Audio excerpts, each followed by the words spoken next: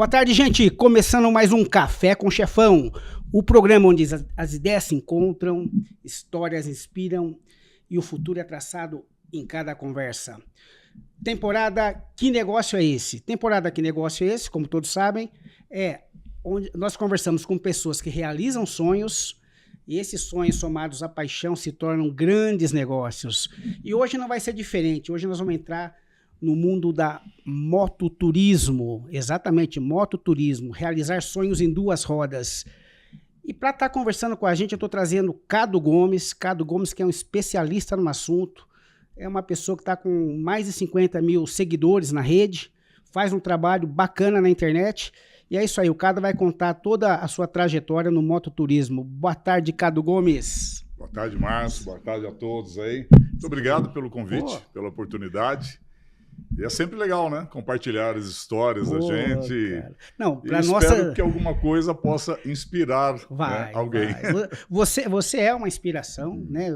Eu te conheço há muitos anos. Muitos anos. Né? Eu sempre achei você uma pessoa muito certa, um amigo fiel. Uhum. Então, por mais que a gente às vezes não se veja, a gente fala muito da amizade. A amizade não é aquela coisa que você tem que estar todo dia ali debaixo, né? Abraçado com a pessoa. A gente está se vendo de longe.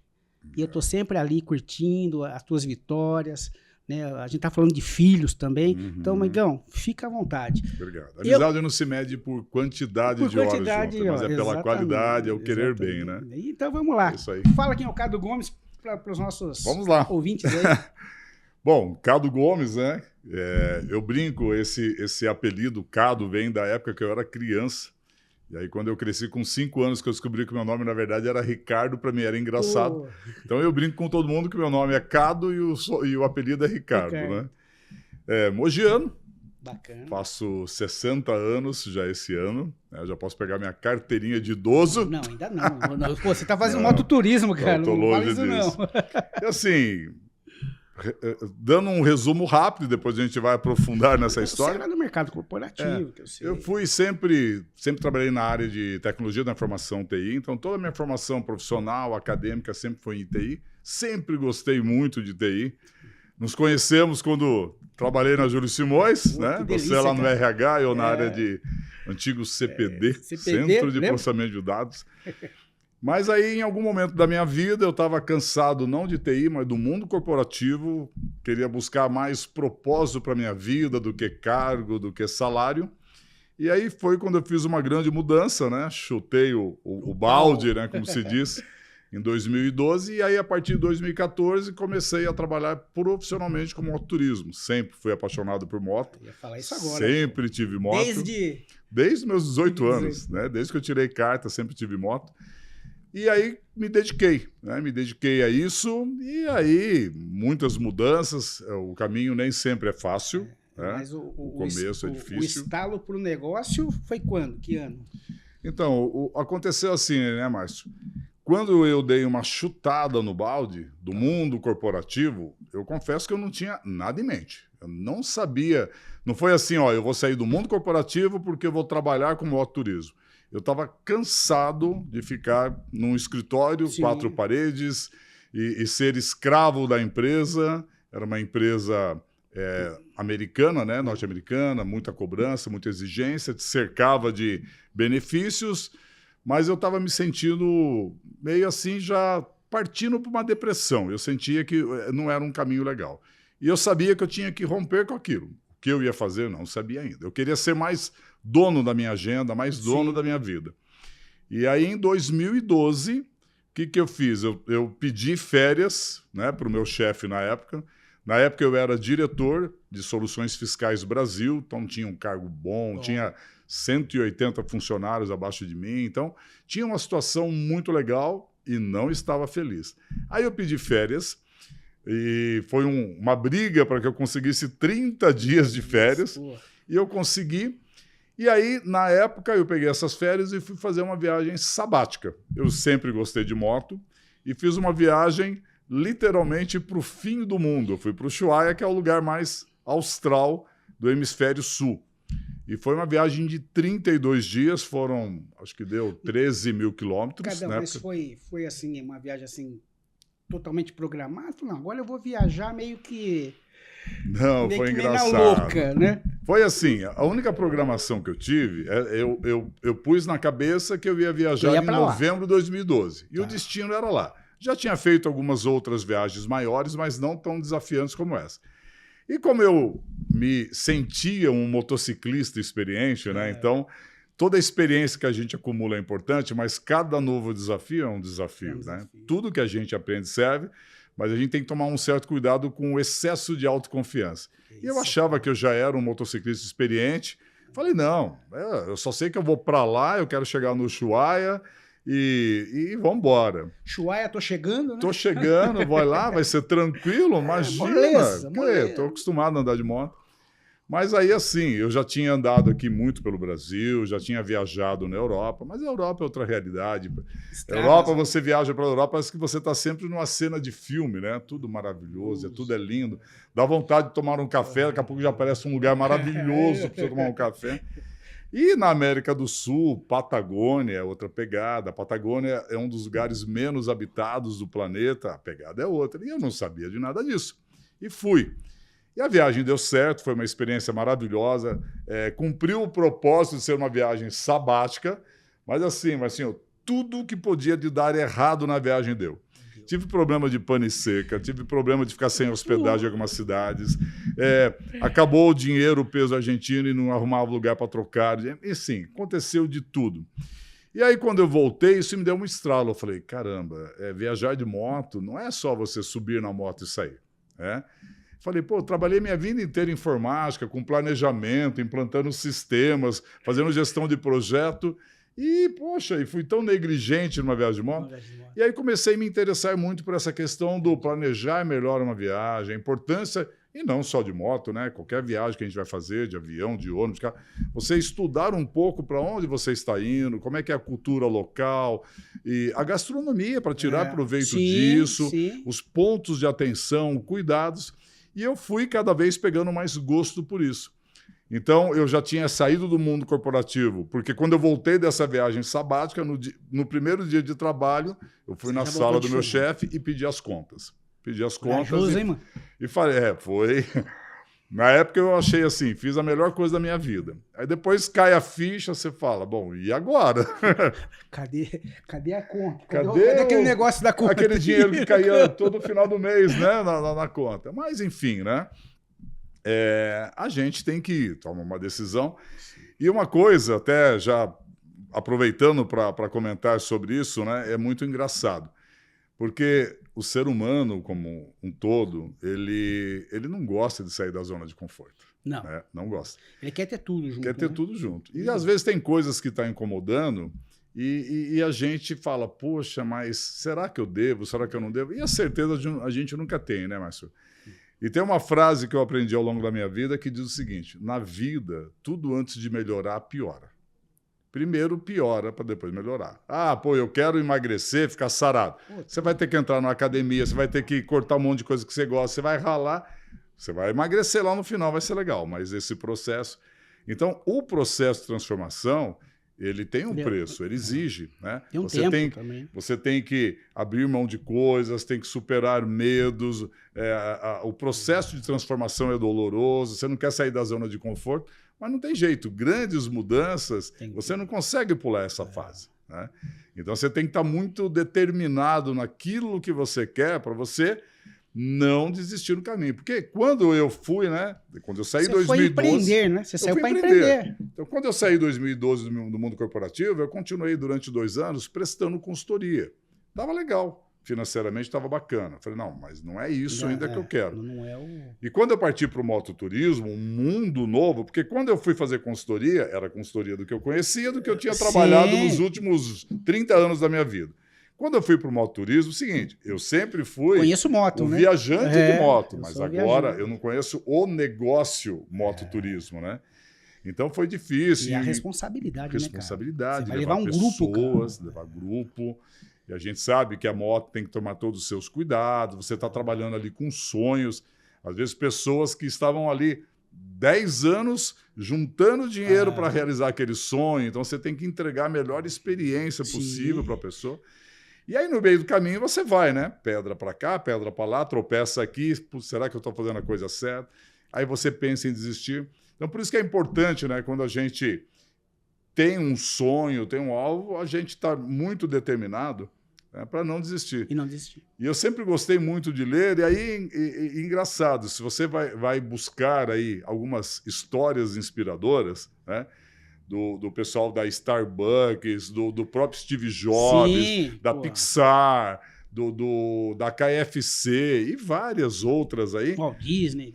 Todas são assim. A pessoa, antes de ela chegar ali no sucesso que ela queria, faliu várias vezes, quebrou várias vezes, subiu e desceu várias vezes. Eu tô assim, viu? Tô assim. Faz parte. A gente sempre está, na verdade. Ultimamente. E levou um monte de não, e a coisa vai. Mas quando o cara acredita no sonho, então ele insiste naquele processo da transformação, e por isso que tudo antes de melhorar piora, porque passar por esse processo não é fácil. Mas quando dá certo, Mas irmão. quando dá certo, e assim, né? Também. Você fala, pô, cara, olha onde eu tô. O que é dar o certo, né? Acho que isso que é importante, Sim. né? Mas assim. Então, cada um que tem que saber o que é dar certo. O dar certo, muitas vezes, não é você ficar milionário, né? Porque depende do que cada um enxerga como mais importante para a sua vida. Como ser milionário, né? Também. Qual que é o propósito da sua vida? É morrer com uma conta gorda, cheia de dinheiro? Se a pessoa pensa como isso, está tudo certo. Cada um tem o seu livre-arbítrio, né? Então, o que é dar o certo? No meu caso, né, não estou dizendo que para todos tem que ser igual. Para mim, o dar certo, o que foi o dar certo? Eu queria poder ter uma fonte de receita fazendo aquilo que eu amo de paixão, né? Isso sim. E uma coisa que eu não esperava e que é muito gratificante, a quantidade de novas amizades que eu trouxe. O resultado. A realização de sonhos de pessoas. É um resultado satisfatório de tudo isso. E ser remunerado por isso dentro de um valor que, para mim, me atende para o meu estilo de vida, né? Para aquilo que eu quero. Não foi uma opção para querer ficar rico, até porque se fosse para ficar rico, eu continuava como diretor de uma multinacional. Mas, enfim, independente do objetivo, né, que cada um busca, eu acho que é sempre muito importante, como o tema né, que negócio é esse, falando de transformações, se a pessoa realmente acredita naquilo, é correr atrás, é entender o seguinte, o caminho não é fácil.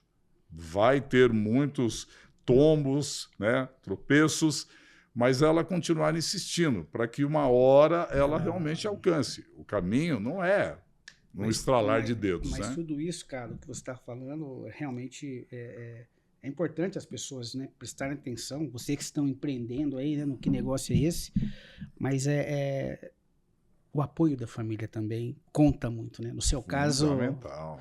No seu caso, como que foi o apoio? Você é casado, né? Tem dois filhos, e meus filhos estavam em plena época escolar, ainda passariam pela faculdade, pela universidade, então ainda financeiramente tinha bastante que ser investido. Provedor, né? Eu era o provedor. Né? E a gente, como eu era diretor na multinacional, a gente tinha um padrão de vida. Mas tudo aquilo para mim não estava me tornando feliz. E quando eu resolvi fazer a grande mudança, o primeiro bate-papo, obviamente, foi com a minha esposa, porque é ela que dividia o dia a dia comigo, ela que estava ali segurando a bronca, enquanto eu estava lá na correria, educando nossos filhos, criando nossos filhos, tomando conta de tudo, inclusive de mim. E aí, quando eu decidi que eu ia... Eu assim, aquela coisa, né? Às vezes você quer sair de um buraco, primeiro passo, para de cavar o buraco, senão você não vai sair dele nunca. Sim. Então eu sabia o seguinte, eu não tinha certeza do que eu ia fazer, mas eu sabia que eu queria me libertar daquele mundo corporativo que eu vivia. Eu tinha que sair de lá, eu tinha que pedir as contas, sem saber exatamente o que eu ia fazer. E aí fui conversar com a minha esposa. Falei, olha, eu estou assim, não estou descontente, quero fazer uma mudança, não sei ao certo ainda o que vai ser, porque em 2012 eu não tinha definido, tanto que eu comecei profissionalmente o mototurismo em 2014, e eu falei para ela, olha, eu quero buscar uma outra forma, né, de tocar minha vida, e uma coisa certa, isso vai mexer com o nosso padrão de vida. E aí ela, de forma direta e resumida, ela falou para mim assim, demorou para você tomar essa decisão. Porque ela via que eu não tinha mais tempo para a família, ela percebia que eu estava ficando muito estressado, talvez até partindo para um quadro depressivo, e que todo aquele aparato de um cargo numa multinacional, aquilo não estava fazendo a menor diferença para mim, né? Eu nunca... Na verdade, isso aconteceu na minha vida, mas não foi algo que eu busquei que nem um louco, porque eu nunca tive essa vaidade, não, eu quero ser um diretor. Não, foi acontecendo, porque tudo que eu sempre fiz na minha vida, eu sempre batalhei muito, então corre atrás e estuda, e se esforça, e assume desafio. Então, quando ela falou essa frase, eu falei, pronto. Pô, esse então, é o olha apoio só, que eu preciso. Não tinha nada em vista, não sabia o que ia acontecer, mas de saber que eu tinha apoio da minha esposa, da minha companheira, e o que tivesse que ser, seria, e que ela acreditava em mim, porque muitas pessoas me chamaram de louco. E eu não condeno eles. Não é que eles estavam me desincentivando. Que gostam da gente, mas não vivem o nosso dia, né? Mas nosso dia a dia, assim, né? cara, o cara vai largar um baita caro, legal, salário legal, para fazer o quê? Nem ele sabe o que ele quer fazer ainda direito. Mas eu sabia que eu tinha que mudar. Eu precisava mudar a minha vida. Então, por isso que eu falo, né? O que é alcançar o sucesso? Nem sempre é o dinheiro, né? Às vezes é você buscar um propósito maior, é uma qualidade de vida, é poder ter mais tempo para sua família, mais tempo para os seus amigos, para fazer o que você gosta. Então, no primeiro momento, não é assim, eu vou largar isso porque eu tenho um outro projeto, eu vou entrar num outro negócio que vai me render muito dinheiro. Não, eu nem sabia o que eu ia fazer. Mas só o fato que eu tinha, a única certeza que eu tinha é que a minha qualidade de vida ia melhorar. Eu ia ser dono mais do meu tempo. Ô, Cadão, e nesse negócio aí, bom, o primeiro grupo você levou quando? Para onde vocês foram? Foi assim, né? Quando eu comecei com mototurismo, né? Aí começa, aí que eu falo que vem os tropeços. Não, vou fazer mototurismo. Bom, vou começar aqui pelo Brasil. Arrumou hoje em dia... Quantos clientes? Clientes? Aí eu falei, bom, no Brasil, a meca do mototurismo é Serra do Rio do Rastro, em Santa Catarina. É a meca do mototurismo, todo mundo quer conhecer. Eu vou fazer um tour para a Serra do Rio do Rastro, 7 dias. Aí comecei, isso em 2014, aí comecei a divulgar. Com muito custo, consegui 4 pessoas para levar, que não pagava, não pagava nada. Tá. Eu ia levar o pessoal e Você era o guia. O valor que eu ia receber desses 4 não pagava as minhas despesas de estar levando os 4. Falei, bom, eu tenho que começar de alguma forma. Eu tenho que começar por baixo. Porque daí esses 4, se a viagem for boa, eles vão contar para outras pessoas. Aí eu vou gerar fotos, filmes para publicar, mototurismo. E assim foi. Depois um segundo grupo, 5 pessoas, 6 pessoas, e 4 de novo, 6 pessoas. E aí foi Serra do Rio do Rastro, Serra do Rio do Rastro, Serra do Rio do Rastro, Serra do Rio do Rastro, Serra do Rio do Rastro. Já estava ficando enjoado.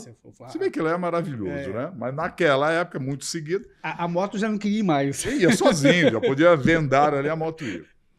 E aí eu peguei e falei, bom, legal, bacana, mas agora tem que começar a diversificar. E aí eu já tinha feito algumas viagens pela América do Sul. Aí quando chegou em 2015, eu peguei... 2016, na verdade. Eu peguei e falei, bom, agora está na hora da primeira viagem internacional. Qual que é a meca do motociclismo na América do Sul e talvez até no mundo? Deserto do Atacama, no Chile. E aí montei meu primeiro grupo Deserto do Atacama. Mas você não tinha ido ainda sozinho? Já tinha ido. Você tinha ido uma vez, conhecia, mas não tinha aquele conhecimento profundo ainda. Mas falei, não, dá para ir, dá para levar, tudo planejado certinho. E aí fiz o meu primeiro grupo do Deserto do Atacama, com muito custo consegui 6 pessoas, tá? Que também fiquei no 0 a 0. Tá, mas aí, Cadão, assim, você... como que você programou essa viagem principal, que é a maior? Você cuida da reserva dos locais antes? É tudo... Isso, é tudo isso. Na verdade, assim, é como uma agência de turismo tradicional, né? Então, então, a pessoa que vai na viagem, então você já cuida toda a parte de documentação, dá toda a assessoria para a pessoa. Às vezes a pessoa nunca fez uma viagem longa, que tipo de equipamento de pilotagem que precisa, preparação da moto, reserva dos hotéis, reserva dos passeios, as melhores rodovias. E assim, né? Motociclismo, acho que o turismo em geral, mas o motociclismo é uma coisa muito é emocional. É muito emocional. Ah, É o tipo de venda que não tem nada de racional. Então, por exemplo, sei lá, se eu vendo o celular, eu enxergo como uma venda racional. Olha, compre esse celular, ele faz tem isso, tantos isso. megas de RAM, É. você vai poder ter um trabalho melhor, você vai otimizar. É uma escolha racional. Não, realmente eu preciso trocar de celular, vai me ajudar no meu trabalho e coisa do tipo. Vender um tour, né, uma viagem de moto, não é uma coisa racional, é emocional. Pô, você vai realizar um sonho, você vai ter experiências, você vai se desafiar, é aquela coisa toda. Não, eu acho que tem a ver com a liberdade, né, da pessoa falar, poxa, eu sou livre, vou andar, né? Porque, igual você falou, a gente vive em escritório, a gente vive esse mundo. A hora que você pega ali, eu acredito, eu falo, pô, você tá ali andando, aquele lugares bonitos, você vai, pô, isso que é a liberdade, né? E no motociclismo as pessoas buscam muito isso, né? E a moto dá aquela sensação de liberdade, porque de fato dá mesmo. Dá mesmo. Dá mesmo. E aí, então, organiza tudo e vai. E aí o que aconteceu? Aí começou as viagens, aí depois já fiz uma para o Ushuaia levando pessoas, aí fiz uma para o Uruguai, fiz uma para o Peru, e aí a coisa foi tomando corpo. Aí eu já conseguia montar viagens levando 8, 10 pessoas. E você tem um cuidado, você falou de 6, hoje eu sei que é muito mais que 6, mas a questão de segurança, você faz uma palestra, né, eu acredito que você deva falar, ó, de como andar na moto também, que andar na moto numa cidade igual São Paulo é uma coisa, pegar uma estrada é liberdade, mas também tem os percalços, né? E por isso que é importante, seja lá o ramo que a gente atua, é sempre trabalhar com seriedade e responsabilidade, porque quando uma pessoa me procura para querer participar de um tour meu, isso sempre foi assim, não só no passado, não só agora, eu sempre converso com a pessoa para entender um pouco histórico. Porque eu poderia falar, não, é um cliente que está indo, se o cara pilota bem, se ele tem capacidade para fazer uma viagem tão longa ou não, o problema é dele, ele é adulto, ele que está decidindo. Mas não é bem assim. Eu sei que se o cara é um cara, não, eu comprei a moto semana passada e já quero ir para Atacama. Não é assim que funciona. Ah, não, tá bom, eu comprei a moto semana passada, é uma moto nova, mas já ando de moto há 20 anos. Aí é outro. Tá? Nunca fiz uma viagem tão longe, mas já ando de moto há 20 anos. Tá bom, você já tem experiência. Tá?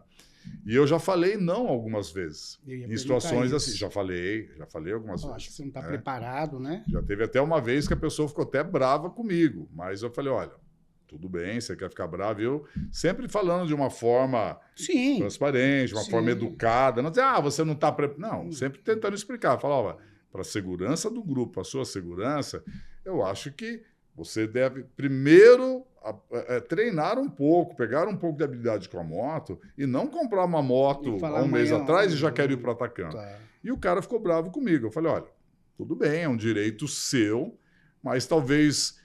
eu prefiro que você fique bravo comigo e talvez você me agradeça um dia que você refletir, do que simplesmente eu falar vamos e depois ficar com peso na consciência de saber que você realmente não estava preparado, aí se acidenta alguma coisa, se machuca, se arrebenta, vai ser pior.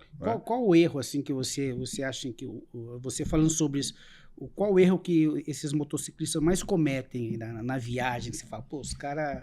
É engraçado, Márcio. Eu acho que teria talvez até uma lista, mas o que eu vou elencar como primeiro é engraçado. Eu acho que é um problema que acho que acaba afetando as pessoas no geral, em tudo que fazem na vida. Que é querer fazer uma viagem de moto, seja para o destino que for, com pressa.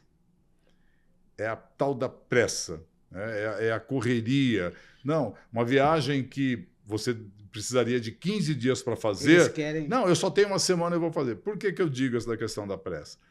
Porque se for fazer com pressa, o cara tem um tempo curto, ele vai querer fazer o quê? Descontar na aceleração. Vai querer andar a 180, a 190. A viagem se torna muito mais insegura. Ele vai deixar de conhecer e tirar todo o proveito. Porque numa viagem, é por isso que a gente usa o termo mototurismo, não é só o chegar no destino de moto. Sim, é você conhecer o lugar. Isso não é corrida, né? Vira corrida. E não só um outro país, até que no Brasil, né? O Brasil, que é um país continental, você vai para o sul, é uma cultura... você tem tantas coisas interessantes para conhecer da cultura local, da gastronomia. Você vai para o Nordeste, é outra realidade, para o Norte é outra, para o Centro-Oeste. Você vai para a Argentina é uma coisa, para o Peru, enfim, qualquer lugar é assim. Então, você faz essa viagem muito corrida, você não aproveita a viagem, você não curte, você aumenta muito o risco. Então, é essa maluquice. Não, mas eu não... Eu tenho não tenho paciência de eu ficar tenho no um grupo. amigo, né? Eu tenho um amigo, e não vou entrar em nome, mas assim, é engraçado, porque é um cara que gosta de andar de moto, nunca fez uma viagem grande assim, mas tem a vontade.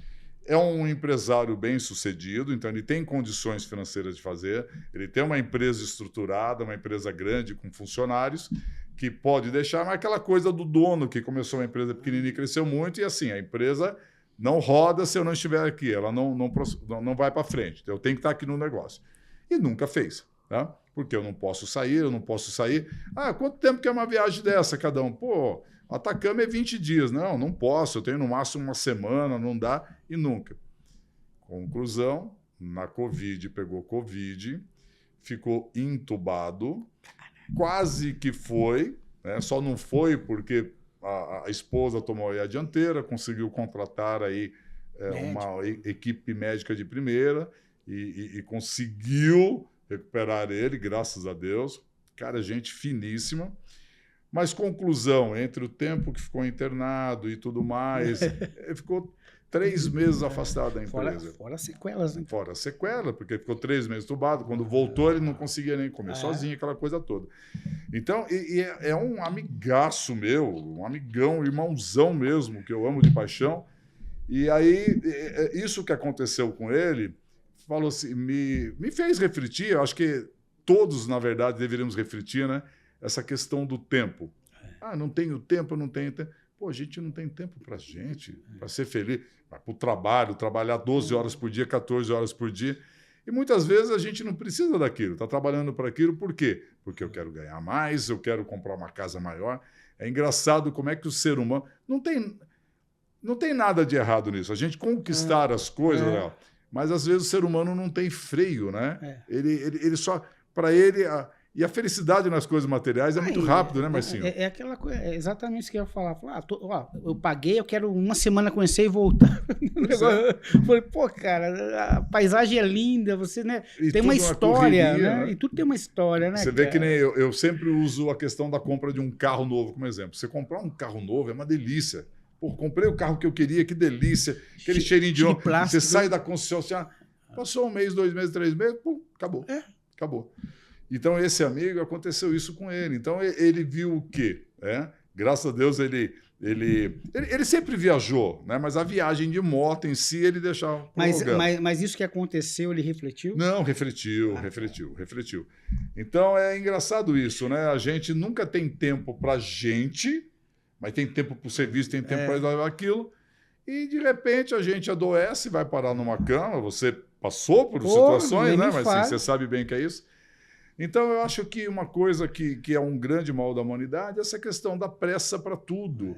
E quer fazer tudo corrido. Eu só estava com pressa para fugir da UTI. Então, imagino que não é um lugar que ninguém queira estar, né? Ali vai um, vai outro. Tá chegando. Morreu daqui. Tá chegando. O cara querendo que eu tomasse banho lá. Então, eu acho assim que é legal, né? Esse espaço aqui, que negócio é esse, falar de empreendedorismo. Mas, assim, acho que é importante as pessoas também refletirem o seguinte: por que ela quer ser um empreendedor de sucesso? Né? Qual que é o grande propósito disso? Para ela ter uma vida melhor. Então, às vezes, a gente buscar uma nova fonte de receita, empreender, né? Qual que é o propósito disso? É apenas ganhar mais dinheiro? Tudo bem, não estou dizendo, não sou anticapitalismo, não é isso, não. Mas, assim, é a gente tomar um certo cuidado, porque tudo tem seu preço, né? Quanto mais a sua empresa cresce, quanto mais você tem que se envolver, você vai ter um preço. Às vezes, Carlos, a gente que trabalha aí, né? Os trabalhos que você faz, que eu faço, mas às vezes, hoje eu pergunto muito para o cliente também, assim, sabe? Que momento você está? Eu vendo imóveis. Qual o momento que você está da venda? Porque às vezes a pessoa, não sei se eu compro, não sei se eu alugo, se eu vendo, se eu compro, sabe? Você tem que se sentar o cara e falar, qual o momento? Igual você, qual o momento para viajar? Em que momento você está para poder realizar esse sonho? Porque às vezes a pessoa mesmo fala, pô, eu acho que eu não estou no momento certo. E tá tudo bem, não tem certo ou errado, né? Não Se não é o tem. momento, não é o momento. Não é uma, mas as Perfeito. pessoas, não, eu quero ir porque, igual você falou, eu acho que até pro grupo também é uma coisa que você tem um grupo formadinho, tá todo mundo ali na linha, ó, vamos fazer em 20 dias, não é isso? Uhum. Ó, em 20 dias a gente vai até... eles têm uma liberdade de ir da tua frente? Como que é mais ou menos isso aí? Não. Não? Ai. Toda vez que eu levo um grupo, eu brinco com o pessoal. Falo assim, olha, regra de ouro, que não pode ser quebrada na viagem inteira. Nunca ultrapasse o guia. Tá. E por que eu falo isso? Porque eu digo pro pessoal o seguinte, né? O principal objetivo, quando o cara contrata um passeio guiado de moto, não é para eu levar eles até Sim. cada cidade. Porque isso aí o Google Maps leva, o GPS leva. Mas é justamente o conhecimento da região, saber os perigos, as armadilhas. Então, às vezes eu falo assim, pô, de repente fala, nossa, o Cadão tá andando a 40 por hora, será que ele tá com sono? Eu vou ultrapassar ele e esperar na frente. Não, se eu tô andando a 40 por hora, porque você porque sei que aquela região é uma região que sempre tem animais na pista, tem que tomar um certo cuidado, ou tá chegando um trecho que a rodovia é toda esburacada.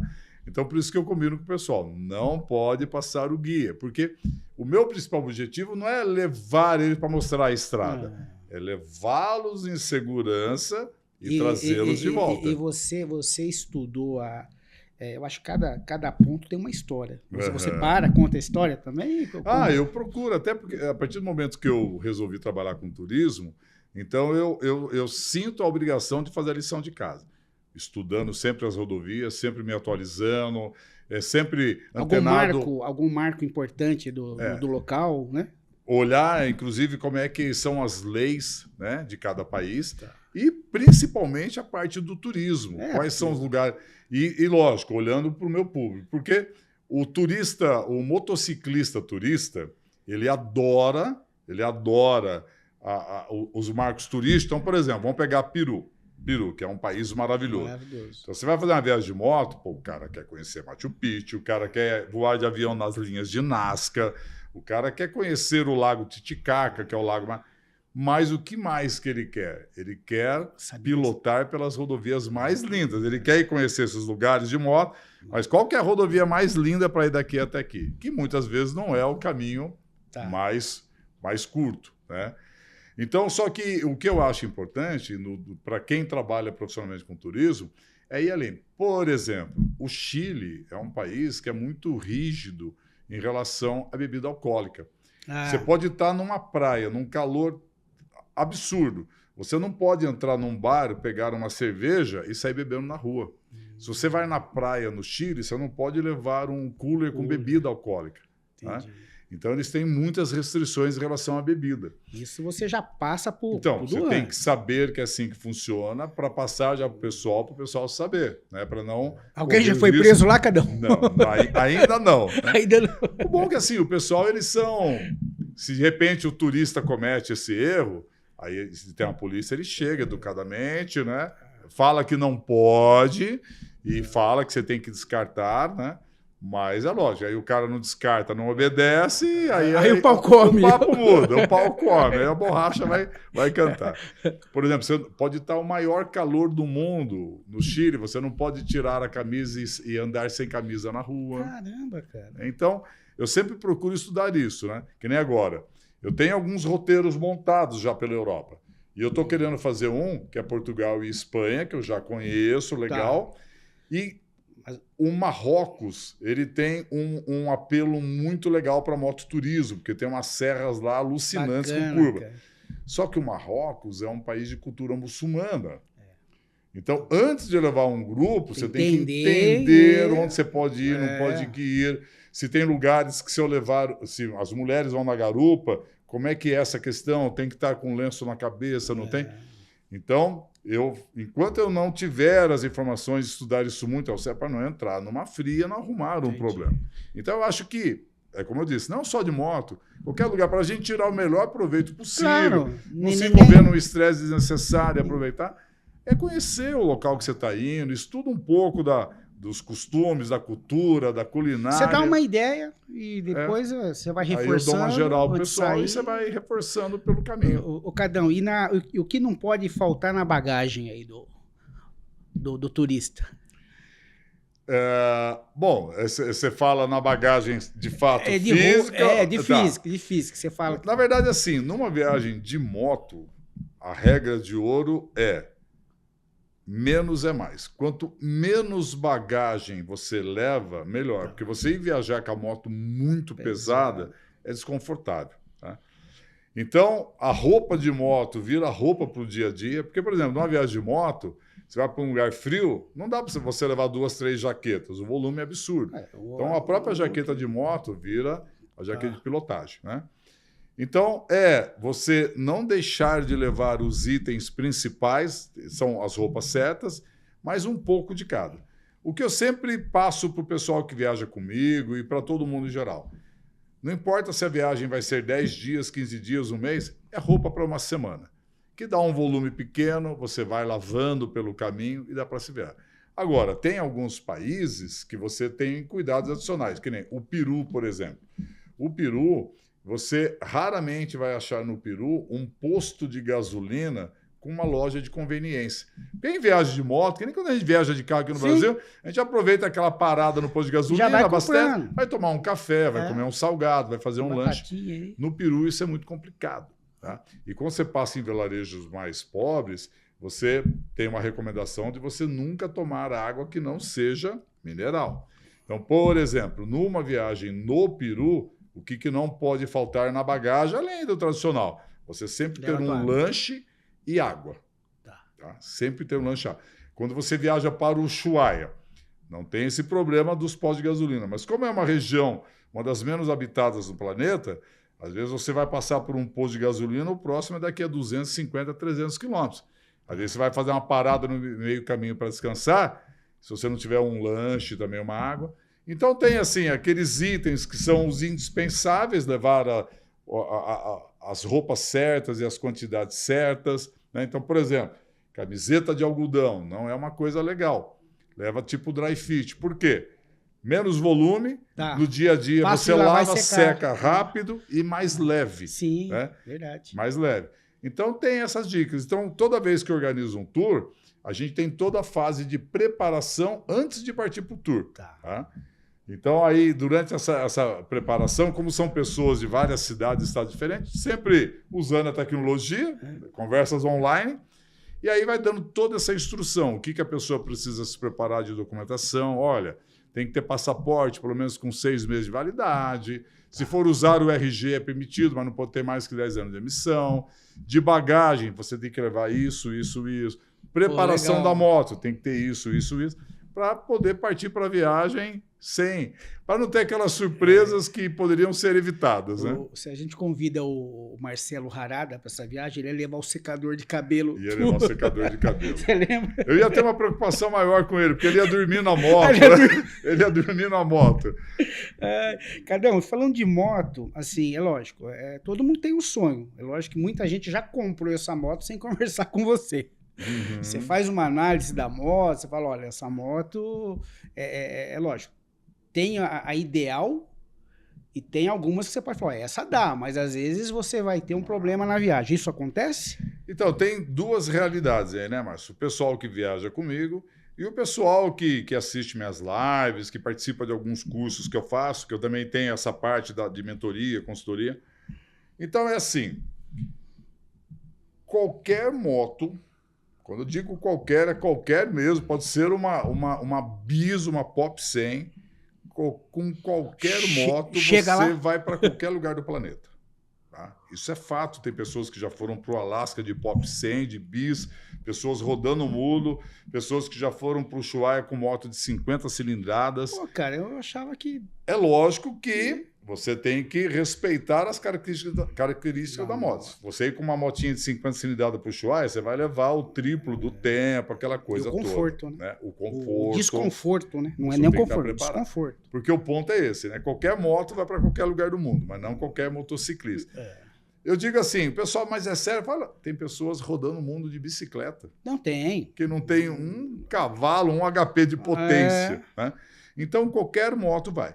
No caso das viagens que eu faço, para que fique um grupo mais uniforme, porque assim, qualquer moto vai para qualquer lugar, mas eu formar um grupo de viagem, um vai com uma Harley Davidson 1.600 cilindrada, outro com uma BMW 1.250 e um cara com uma Pop 100. Não vai dar certo. É muita diferença. Não vai acompanhar, né? Então, dentro dos meus tours, aí eu defino. São motos acima de 500 cilindradas. Tá.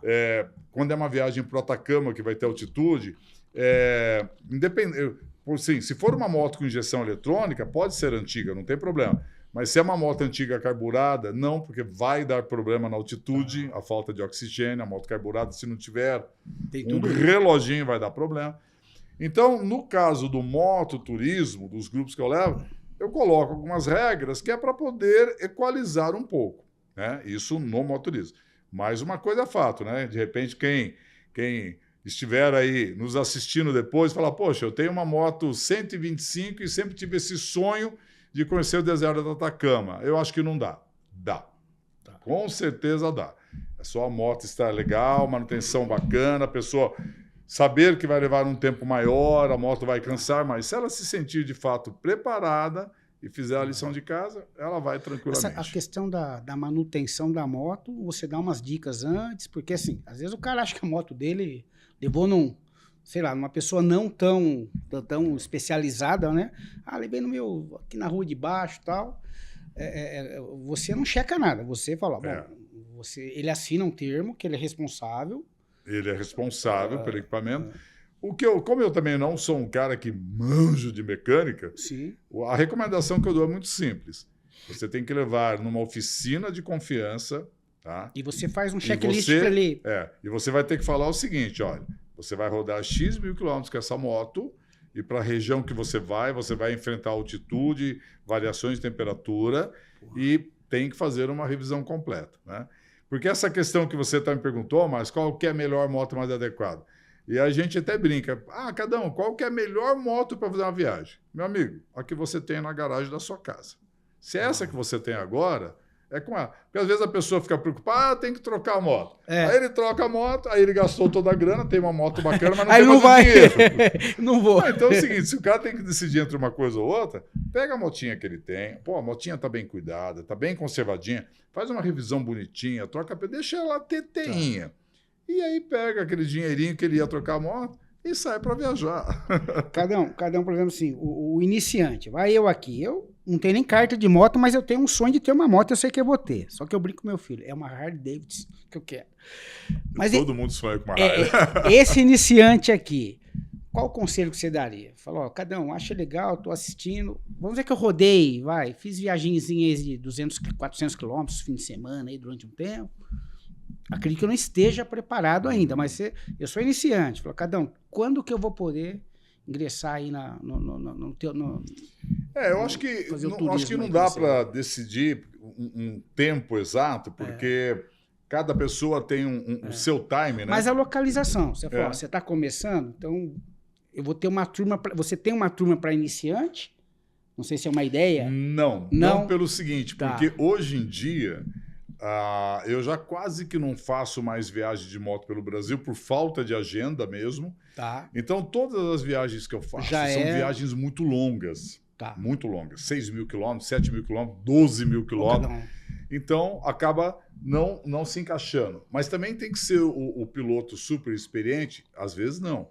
Aquele piloto muito experiente, com muito excesso de confiança, coisa e tal, às vezes dá mais trabalho do que um piloto iniciante.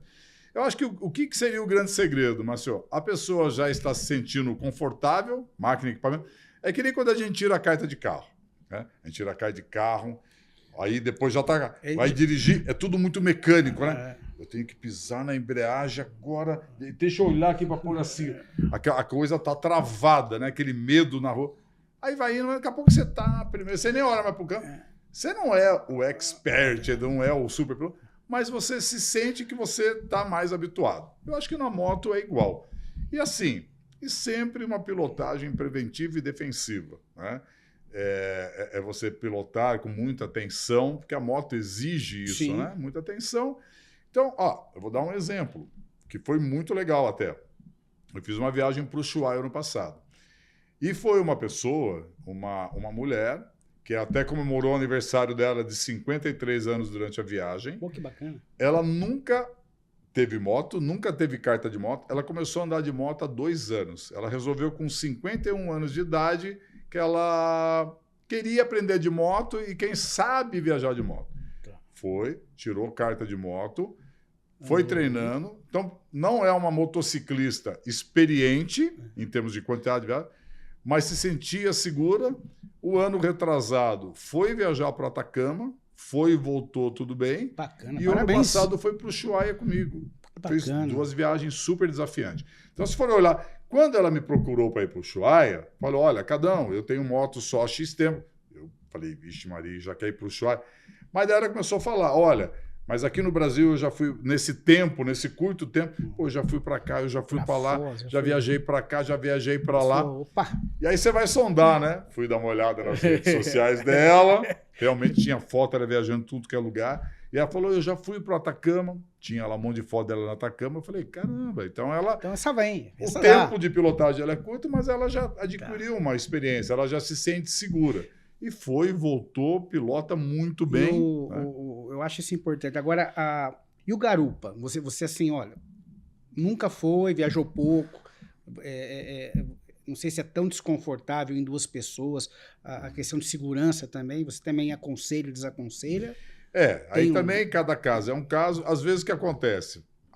Então, por exemplo, um cenário, o cara acabou de comprar uma moto, tem pouca habilidade. A esposa nunca viajou de moto na vida, não fez uma viagem de 100 quilômetros sequer. Porque... eu quero ir para o Atacama porque deve ser lindo. É lindo, mas, meu Deus, vocês não estão preparados. O cara já anda de moto há muito tempo, está acostumado, mas a esposa nunca viajou de moto, quer ir pela primeira vez. No caso do mototurismo, Márcio, ainda até daria certo, porque você a gente leva carro de apoio. Isso aí é entendeu? Legal. Então, assim, ela fala assim, olha, minha esposa quer ir, ela não sabe se ela vai aguentar. Tá bom, pode vir, se ela não aguentar, vai para o carro de apoio um período. Mas se não tivesse carro de apoio, seria um risco, vai ter que aguentar na marra. Então, quando é uma situação, eu falo, beleza, você não quer...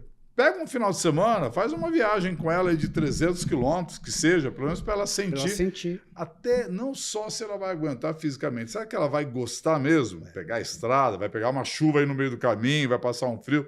Porque moto é isso, né? Sim. Se a gente for pensar, a moto talvez seja o meio de transporte mais desconfortável que existe. Elas são lindas, né? Sim. Quando nova, né? Mas só que não... né? Eu brinco com o pessoal. Quando o pessoal me procura para fazer uma viagem, eu falo, olha, pessoal...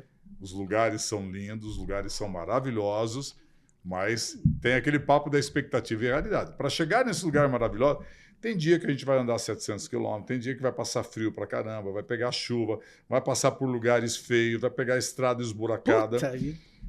Vai ter momentos que a gente vai parar no posto de gasolina e você vai olhar para a moto e vai falar, meu, o que eu tô fazendo aqui, cara? Que furada que eu fui entrar, né? Mas, se o cara tiver paciência... Como eu falei no começo, tudo antes de melhorar pior. Então, para o cara colher os frutos, ele vai ter que passar por aquelas dificuldades e vai chegar uma hora que o cara vê aquele lugar maravilhoso que vai literalmente arrancar lágrimas do olho do cara, o cara vai falar, graças a Deus que eu estou aqui. Então, viajar de moto, principalmente longa, é uma questão de perseverança também. O cara tem que saber que nem tudo é flores, vai cansar, vai doer as costas, vai doer o braço, vai doer a bunda e vai passar frio, mas no final o cara volta com um sorriso aqui na orelha. Por quê? Porque a moto tem essa questão emocional, né? A sensação de liberdade. Você vê uma coisa engraçada. Hoje em dia, né? A maioria dos meus clientes, se eu for traçar uma média, a maioria dos meus clientes estão na faixa dos 55 aos 70 anos. Bacana. Tá? Porque são pessoas que trabalharam muito, ralaram. Sim, e muitos hoje... estão indo viajar a primeira vez. E não só porque alcançaram uma liberdade financeira, mas por isso mesmo, cara, passei minha vida inteira me matando e trabalhando, agora eu estou envelhecendo.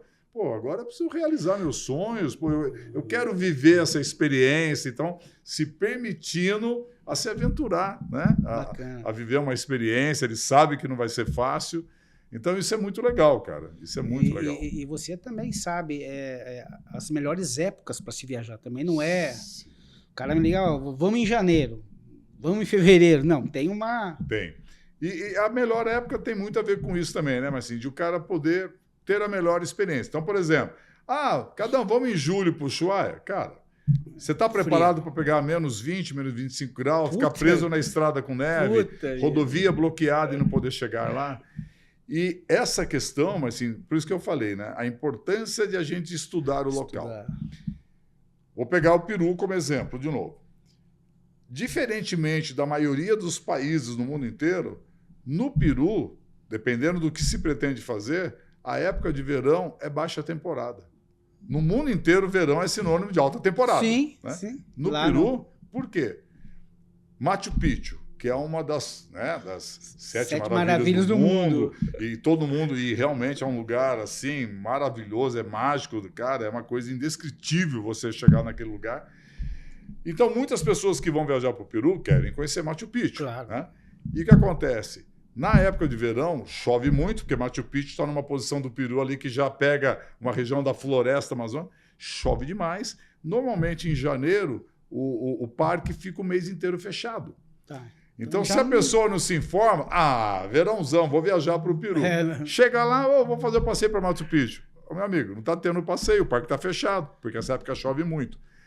Pô, mas eu estou vindo no verão, alta temporada. Pois é, aqui não é alta temporada nessa época. Né? Caramba. Os melhores meses, por exemplo, para você ir para o Peru é agosto e setembro, que é um mês seco, chove quase nada, temperatura agradável. Então, isso que você tocou, mas é muito importante. Você estudar. Agora, por exemplo, a pessoa não vai de moto, ele sonha ver neve. Então, você viajar em julho para o Ushuaia, que vai chegar lá de avião, é muito legal. Mas de moto, não. Então, por isso que é importante. Como que vai viajar, de que forma que vai viajar. Então, o universo do mototurismo, do motociclismo, é muito diferente. Tem as suas particularidades em relação a viajar de carro, viajar de avião. Muda bastante. Você falou uma coisa importante com relação à idade, né, das pessoas que estão praticando aí o mototurismo.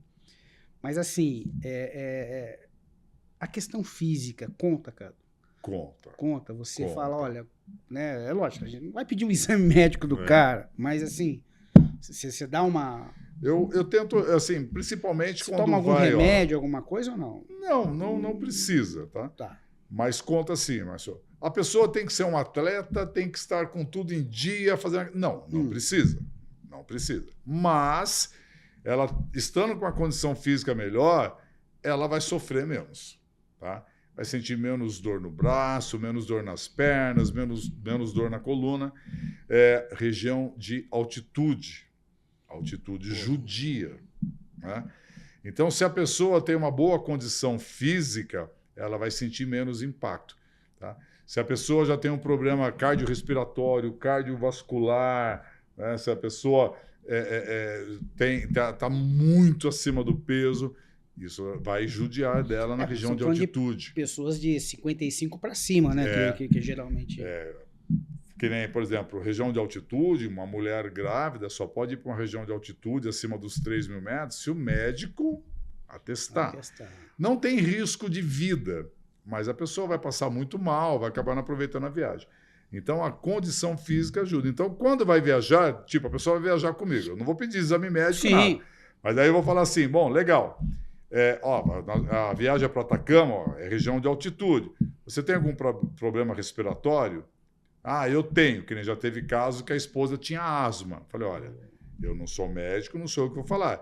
Mas se tem asma e vai para uma região de altitude, em um lugar seco, conversa com o médico para ver se o médico dela concorda e libera. Não sou eu que vou falar, porque eu não sou médico. Mas eu já faço essas orientações para a pessoa não ter surpresa. Tá? A pessoa... Então, às vezes, tem pessoas que moram no Nordeste e querem viajar para o Ushuaia. Eu falo, olha, você já viajou para regiões frias? Né? Porque cara está acostumado com muito calor. Você se sente preparado? Né? Porque para quem mora lá no Nordeste, pegar um dia com 10 graus positivo, o cara morre. Boa. A gente foi para o Ushuaia em novembro, nevou lá. Deu menos 3 graus um dia. Então, você tenta preparar para a pessoa...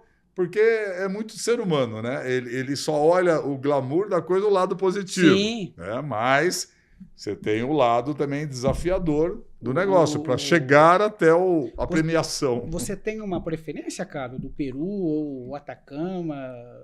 Assim, Olha, puxa, cada um tem. É muito peculiar, viu, Marcinho? Cada um tem suas belezas. A Patagônia tem seus desafios, suas belezas. O deserto do Atacama também é maravilhoso. Peru é um país incrível, tá? Eu gosto de todos, né? E a Argentina, por mudanças que houve na economia, a Argentina, do ano passado para cá, vem se tornando um país muito caro. Muito caro. Mudou radicalmente. E aí até tenho usado bastante o Peru aqui como exemplo, porque está tendo um aumento de demanda absurdo de pessoas querendo viajar para o Peru. E o Peru é um país desafiador, questão de altitude, mas o Peru é um país muito interessante, porque, principalmente numa viagem de moto, você tem mudanças de cenários muito grandes, né? Essa questão que a gente falou do estudar o país e conhecer, né? E por que o Peru tem essas mudanças? No planeta existem 122 tipos de biodiversidades diferentes, né? Biodiversidades envolvendo a natureza, região disso, região daquilo, floresta tropical, floresta assim, cerrada, enfim, 122 tipos. No Peru, a gente encontra 87 tipos de biodiversidade. É o país que tem a maior biodiversidade do planeta. Que legal. Então, legal, poxa, mas eu não sou biólogo. Eu sou biólogo. O que isso tem a ver? Isso tem a ver o seguinte, isso vai refletir o que numa viagem de moto? Visuais maravilhosos. Uma hora você está numa região de mata, de floresta amazônica, uma hora você está na região de altiplano andino, na cordilheira, uma hora você está numa região árida, o Peru tem deserto de Nazca, daqui a pouco você está andando margeando o Pacífico, daqui a pouco você está nos 4.000 metros de altitude. Você vai se imaginando vários cenários e filmes, né? Lagos, cachoeiras. Então, é muito legal, por isso que é bacana, de novo, você conhecer as características, né?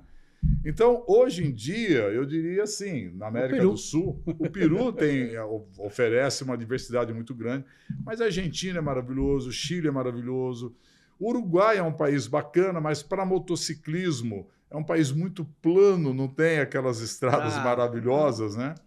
A Bolívia tem suas belezas, mas, por outro lado, é um país complicado em vários outros aspectos, policial, enfim, tem suas dificuldades, né? Cadão, e no Brasil, você recomenda quem?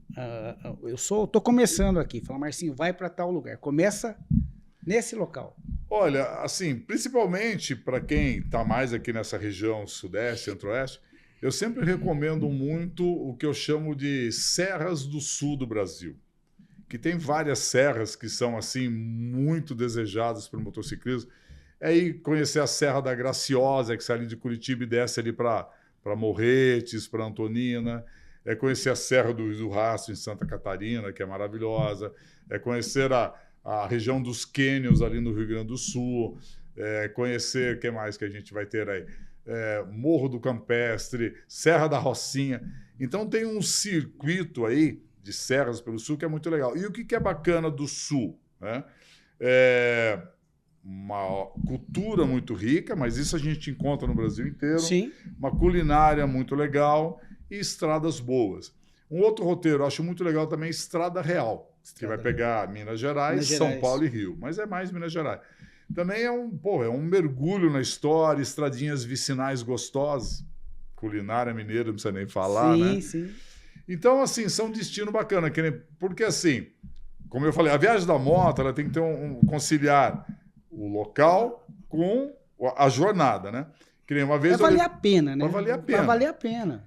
Uma vez eu levei um grupo de moto para Bonito, Mato Grosso do Sul. Pô. Nossa, maravilhoso o lugar. Bonito, tinha que chamar lindo, é claro. Só que o caminho ruim. Só autoestrada duplicada, muito caminhão, muito trânsito. Então, a ida e a volta foi muito chata. Muito chata. O local... Quando chegou lá foi legal, mas o chegar... Então, assim, um lugar maravilhoso, mas aí eu nunca mais fiz grupo para lá, porque eu falei, Bonito, acho que é melhor ir de carro e acho que de avião é melhor ainda.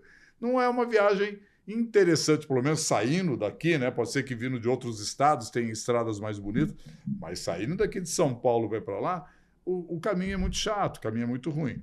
Então, Estrada Real, a gente tem muitas estradas gostosas para ir passando pelas cidades, e sul do Brasil, né? Recentemente eu fui dar uma explorada ali em Goiás, fui ali para o Tocantins, lugares maravilhosos, Chapada dos Veadeiros, Pirinópolis, Goiás Velho, lugares lindos, fantásticos. Mas o sair daqui de São Paulo até chegar também em Goiás... É chato. Autoestrada, rodovia ruim. Depois lá, para rodar, foi gostoso. Então, isso que às vezes pega um pouco.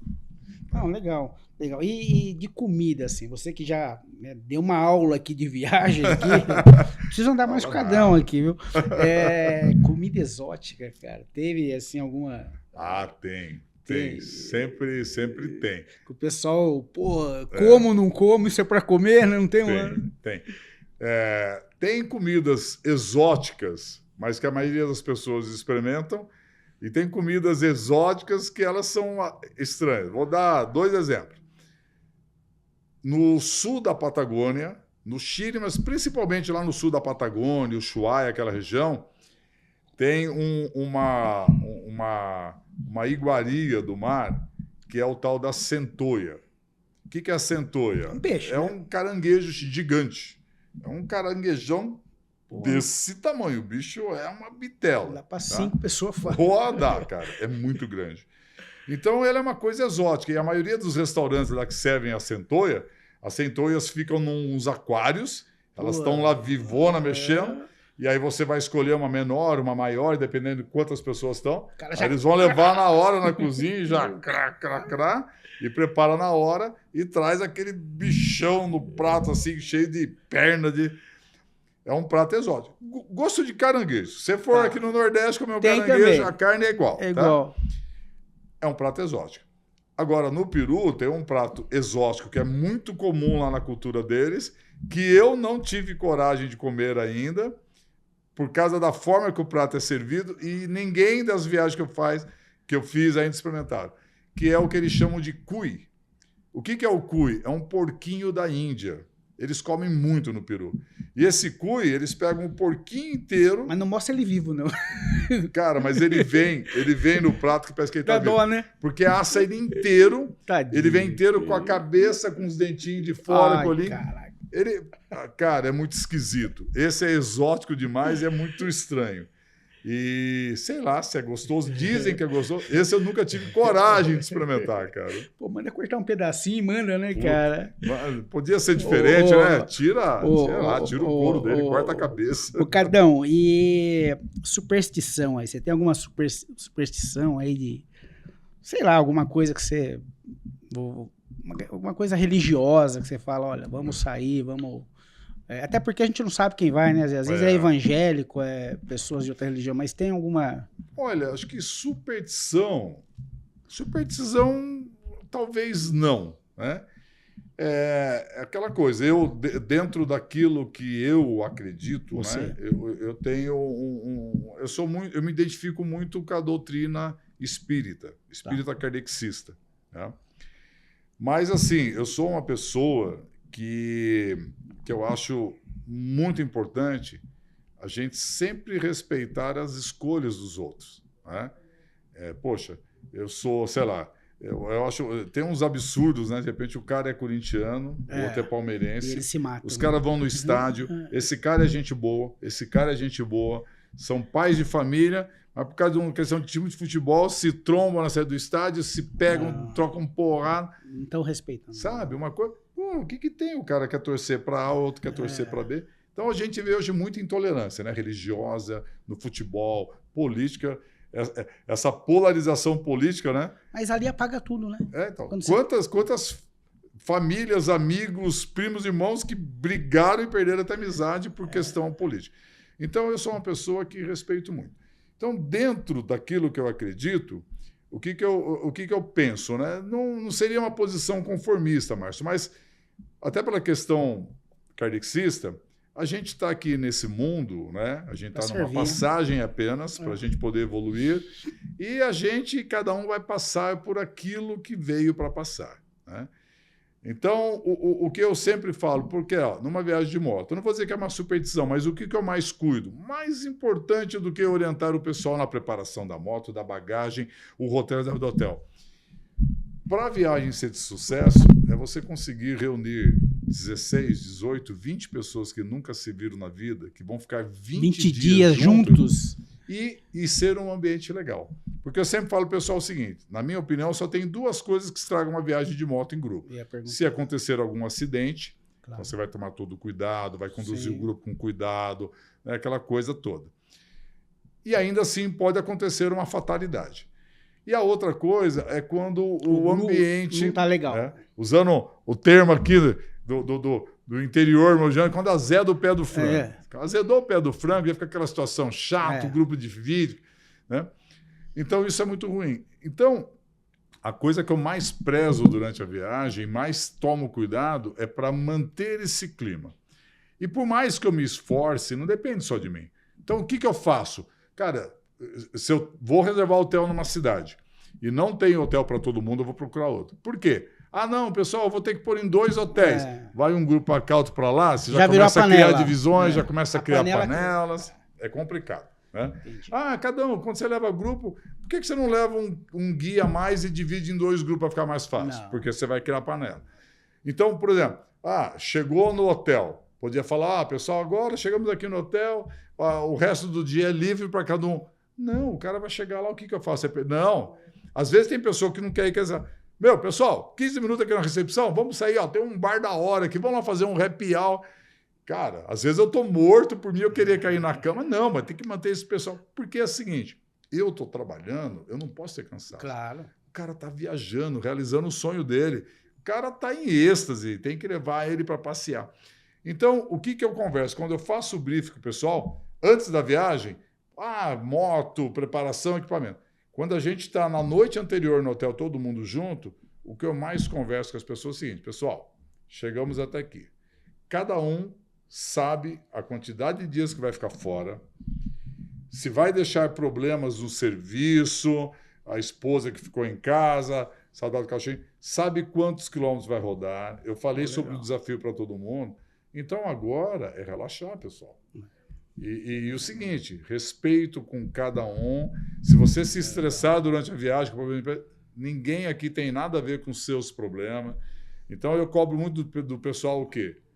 Educação, generosidade, respeito pelas pessoas, para que realmente tenha esse clima. E por isso que tem dado certo, né, cara? Tem dado certo, cara. Eu acho que a sua liderança é muito bacana, né? Eu já te conheço, não vou nem falar da sua liderança.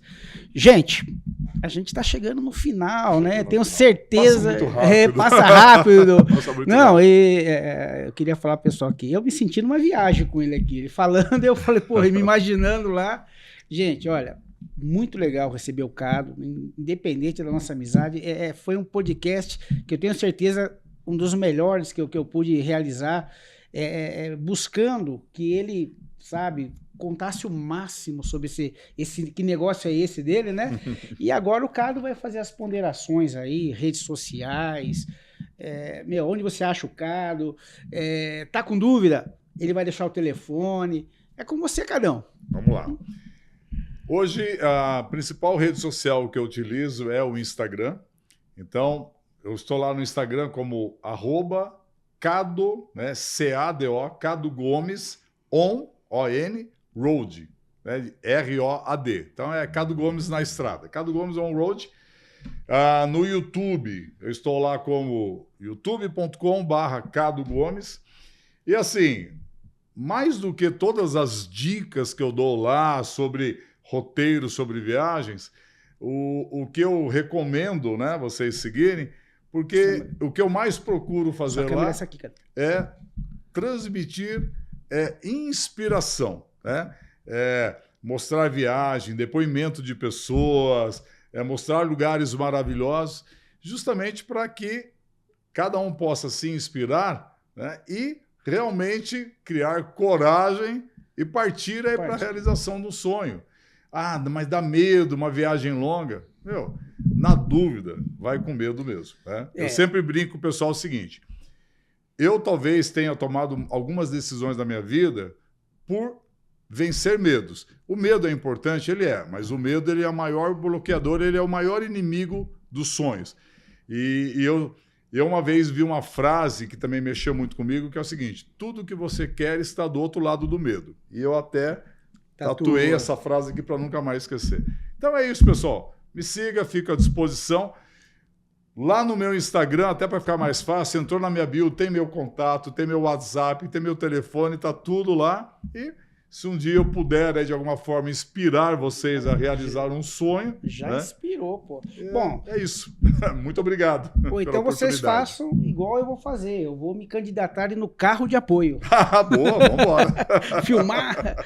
Gente, terminando mais um Café com o Chefão. Tenho certeza que a gente vai soltar esse vídeo com as histórias do Cado e a gente vai continuar, com certeza. Eu queria aproveitar para estender aqui, o Cado está aqui, mandar um abraço pro irmão dele, que eu adoro muito, é o Luizão. Mandar um abraço pro João do Bar, que faz tempo que eu não vejo, pra dona Tereza e pra irmã dele, Vera. Um abraço para todos aí, gente. Foi ótimo receber seu irmão aqui e relembrar algumas histórias. Obrigado, Marcinho. Obrigado, gente. Até a próxima. Valeu.